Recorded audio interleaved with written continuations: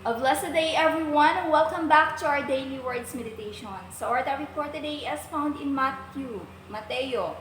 So, Mateo 5 verse 14 to 15. Sabi dito, kayo ang ilaw ng sanlibutan. Hindi maitatago ang isang lungsod na nakatayo sa ibabaw ng burol. Walang nagsisindi ng ilaw at inilalagay ito sa ilalim ng takalan. Sa halip, inilalagay ito sa talagang patungan upang matanglawan ang lahat.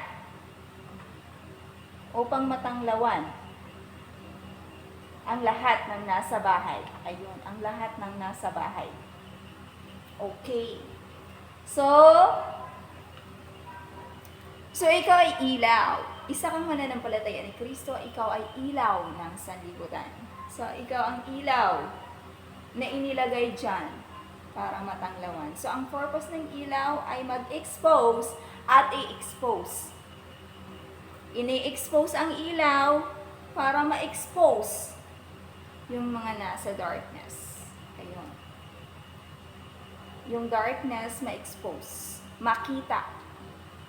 Okay? To reveal the truth. Okay?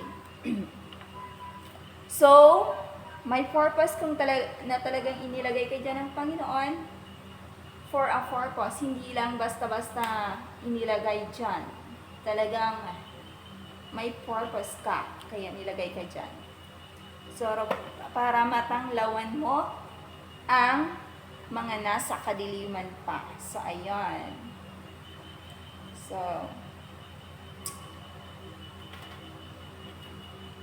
hindi ka nakadesign para itago kasi ilaw ka nga eh. Kaya hindi aksidente na nandyan ka sa lugar na yan. Ikaw ay talagang inilagay dyan.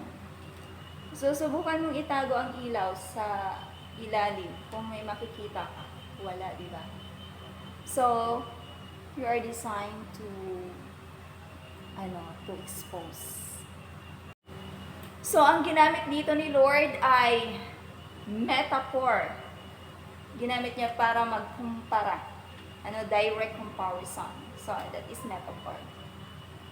So, kung nasaan ka man ngayon, saan ka man inilagay ng Panginoon, God is telling you today to let your light shine brighter. So, ang ilaw ay nilagay talaga sa designated place para matanglawan ang nasa kadiliman pa. So, kagaya mo, nilagay ka talaga dyan ng Panginoon para maging ilaw ka, para maging light ka sa mga taong nasa kadiliman pa at walang pagkakakilala pa sa Panginoon. Kaya gusto ng Panginoon makita sa iyo, makita ang liwanag, magliwanag ka. Amen? That's all for today. Thank you for listening and for watching. God bless everyone.